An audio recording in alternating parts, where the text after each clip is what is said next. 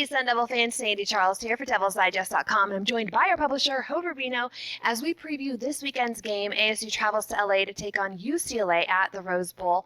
Now, Hode, coaches and players are conditioned to say that the biggest game of the year is the next game that they're going to play. Well, after a loss to Utah, this seems like a pivotal game in their 2019 season. Is that correct? Yeah, absolutely, Sandy. I really think that this is a game that really has ASU on the crossroads right now.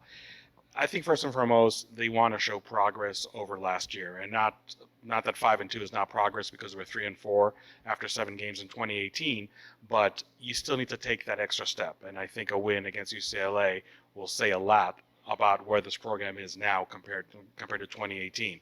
I'm not saying that being bowl eligible should be a goal of Arizona State, but it's nice to at least get that off their plate before the calendar turns into November, because let's face it, you look at the history of this program, and getting that 6th win before Halloween has not been commonplace at all this century. So that's another aspect of this game, I also feel. When it comes to recruiting, obviously Southern California, a recruiting territory that Arizona has been hitting hard and heavy ever since head coach Herm Edwards arrived, along with recruiting coordinator Antonio Pierce. The win at UCLA last year obviously helped the recruiting class then. A win at UCLA this week can definitely also help in that vein, so that's very important just from that aspect.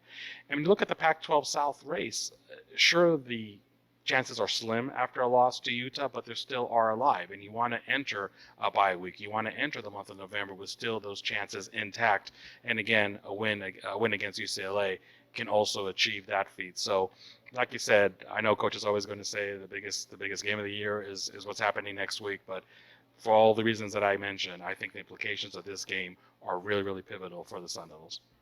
Now, UCLA's offense is averaging 35 points, but that's in the last per game, but that's only in the last 4 games. That's a little skewed since in Pullman there was a shootout putting up 67 points, but this is an explosive offense, one that isn't really reflected in their 2-5 record. What is ASU going to see?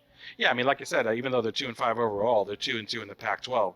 And not that Arizona State wants to compare itself to UCLA, but let's face it, their conference mark is exactly the same.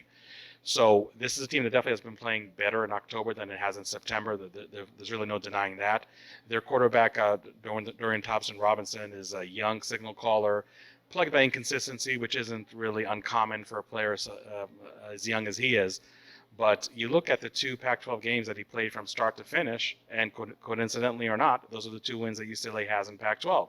The 2 games that he did not finish, like U of A, or did not play at all against Oregon State, those are the 2 losses that the Bruins have in conference play. So he definitely has an impact on this team. And like I said, the inconsistencies that he had in September seem to be somewhat a distant memory as a calendar turned into October. He is a true dual threat quarterback, so that is something that Arizona State is probably going to have to put a spy on him at all times. And they got 2 very talented skill players, Dimitri Felton, who has over 800 all-purpose yards, ball carrier, wideout, kick returner, somebody that you definitely have to know on each and every snap where he is on the field. Joshua Kelly, the running back, I've been saying for a long time, I think one of the most underrated running backs in the Pac-12. Everybody talks about Benjamin and Zach Moss for good reason, but Joshua Kelly put up some really good numbers last year. Maybe the numbers are somewhat off this year, but still, he's averaging 95 yards a game, scored 4 touchdowns. So I think Arizona State has to take the approach that they took against Utah, obviously with much better results, if they hope to win this game, but really to stop the run and put as much pressure on a young quarterback like DTR.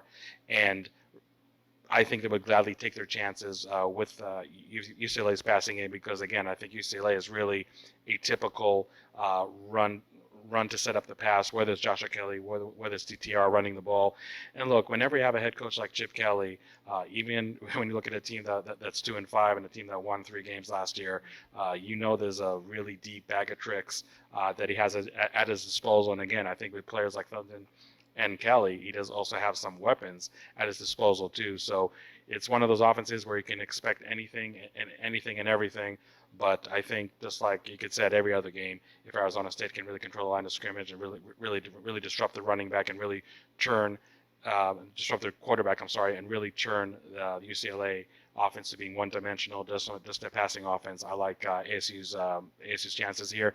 And really, I know that a lot of people were disappointed about the overall performance of the team at Utah, but when we take a real close look, I thought the defense did not play that bad at all, especially in the second half. So even though I think maybe the team collectively is kind of walking around in a down mood, if you will, and everything, I think the defense really had a lot more positives than negatives to take away from that Utah game. And I think they're facing an opponent where they really can impose their will to some extent. Taking to the other side of the ball for UCLA, the UCLA defense hasn't been as successful. They're ranked near the bottom in a lot of categories in the conference, but this is definitely a different defense than what ASU saw in Utah last week. So what can we expect? Yeah, I think any defense, maybe aside from Oregon, is going to be a whole lot different than what ASU saw against Utah. And like you said, ranked 11th in the Pac-12 in passing defense. Rush defense, really not too bad of a ranking, ranked 5th in the conference, sixth in sacks. So it's a team that definitely, I think that their strength is definitely more up front than is in the defensive backfield.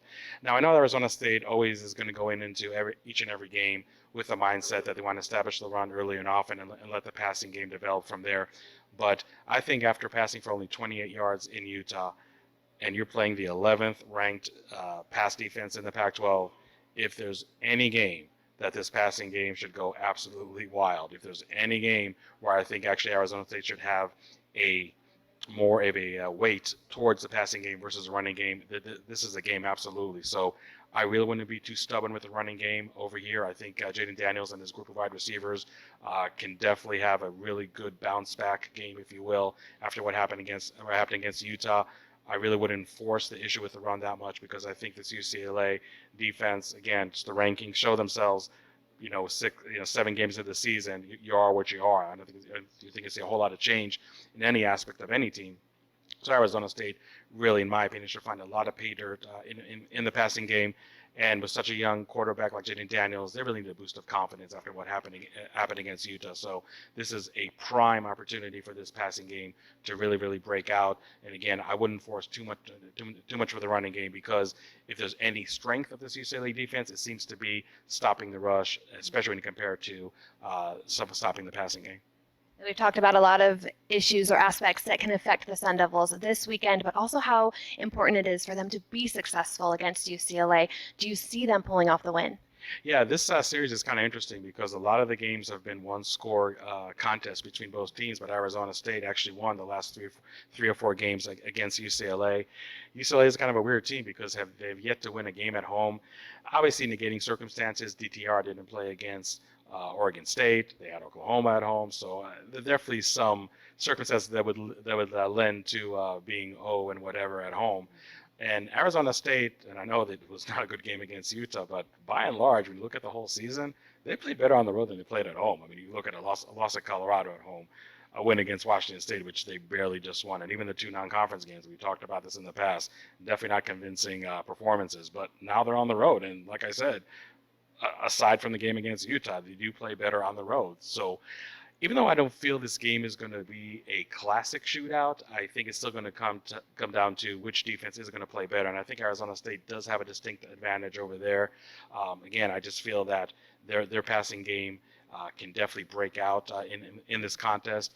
Not that UCLA doesn't have weapons of their own in different aspects of their offense, but I feel that the Arizona State defense to some extent can slow them down and have the stops when they need him the most. So I feel Arizona State is going to take the bitter taste that Salt Lake City administered to them, and they're going to win 33-24 on Saturday in the Rose Bowl. Awesome. Thank you so much, Hode.